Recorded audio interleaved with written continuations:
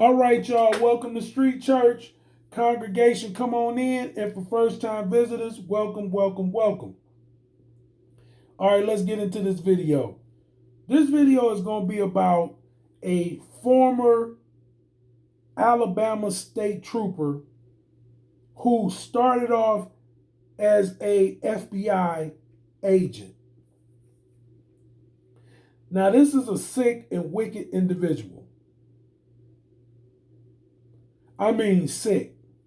Sick, evil, wicked individual. And he is a predator and he is a serial rapist. I am talking about a man, 44 years old, named Christopher Bowers, who was recently convicted of raping an 11-year-old girl.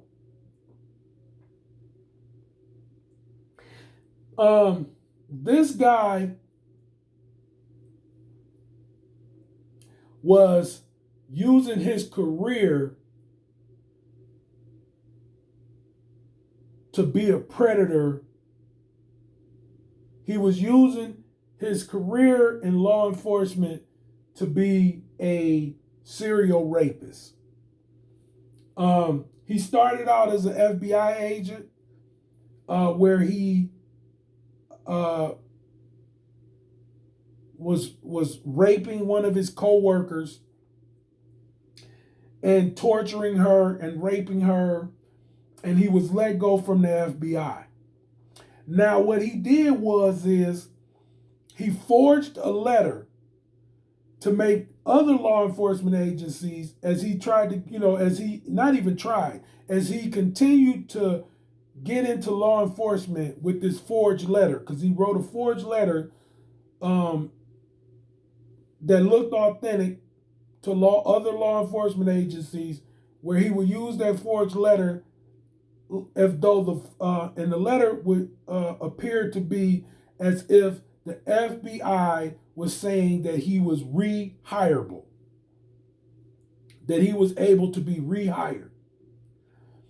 And so, unaware or not really vetting and doing their due diligence, these law enforcement agencies was continuing to hire him. And so he became a state trooper in Alabama, where he used his authority to rape and assault these minors, because it just wasn't a one-off thing. More accusations and sexual assaults is coming against him in New Orleans.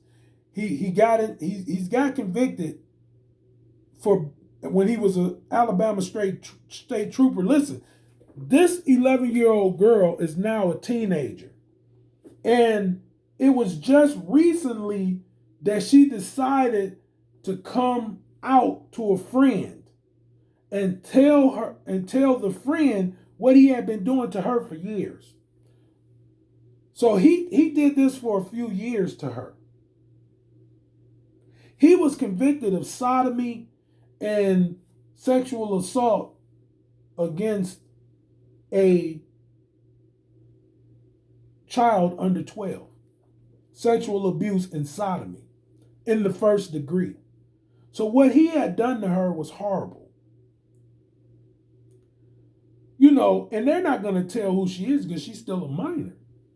So if she was 11 going on 12, he's just been convicted.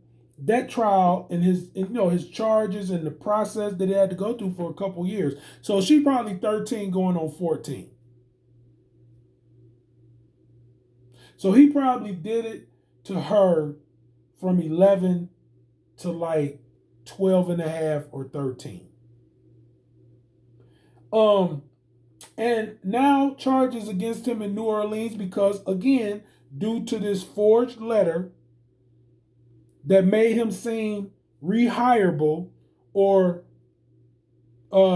meeting the criteria to be in law enforcement, he was somewhere in New Orleans as an officer involved in law enforcement. But he first got caught, and now he's been convicted in Alabama. Um, but now he's got more charges, and I hope that they give him the maximum sentence. There is no plea that he can give because he's been a career criminal and a serial rapist, and uh he is a stain on America's law enforcement agencies. He is a stain.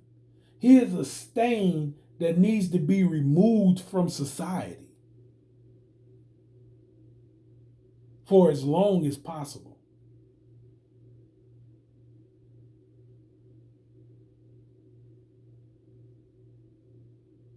And what I don't like about the FBI agency is they should have been had a database for bad cops.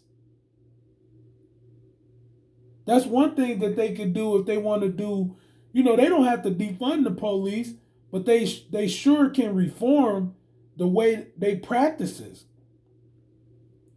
Because why would you have a database for bad cops? Because they're criminals, but not only are they criminals, they're criminals who have abused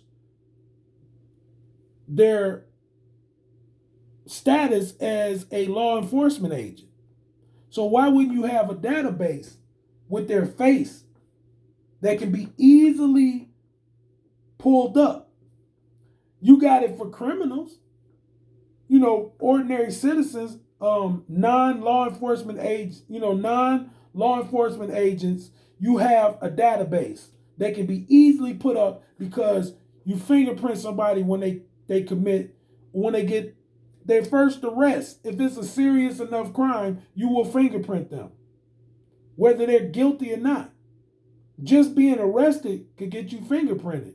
So why isn't this done with police officers, with federal agents, with state troopers, with deputies, with correctional officers? This should be done with politicians who are found guilty of crimes. They should be fingerprinted and given mug shots. You're doing it with Donald Trump to make a big show of it, but realistically, this should be already have been done. People who commit crimes when they're government officials, when they're activists, when they're leaders in the communities working for nonprofits, when they're law enforcement agencies, even when they're fire departments, even people like meter maids and stuff like that, when they commit embezzlement, white collar or blue collar crimes, right? When they commit acts of violence, anything that's criminal, anybody in these positions should be a database for them.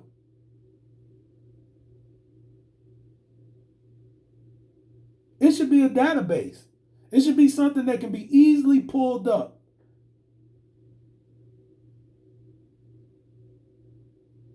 So other law enforcement agencies cannot hire these people. And also, it helps us decide whether there's corruption within the law enforcement agency that they go to. Because if they overlook this database and still hire them, we can hold them accountable. Come on now, this is street church. We're going to lay it all out here. We just going to lay it all out here. But yeah, this is a sick individual. He was a predator. He was a serial pedophile. He was a serial rapist. And he should never see the light of day, in my opinion. He should get life without parole, I think. The co-worker, the FBI co-worker said he raped her at knife point. Taking it at knife point. So this man was dangerous, he was deranged, and he was a sexual deviant. and I hope he never sees the light of day. On that, his name is Christopher Bowers, age 44, and he has just been convicted in Alabama for the sodomy and sexual abuse of a 11-year-old girl at the time that he was doing it. On that, listen, like, subscribe, share it, run the views up, comment, let me know what you think. Should he see the light of day? And on that, this is Street Church. I'm letting the congregation out. God bless.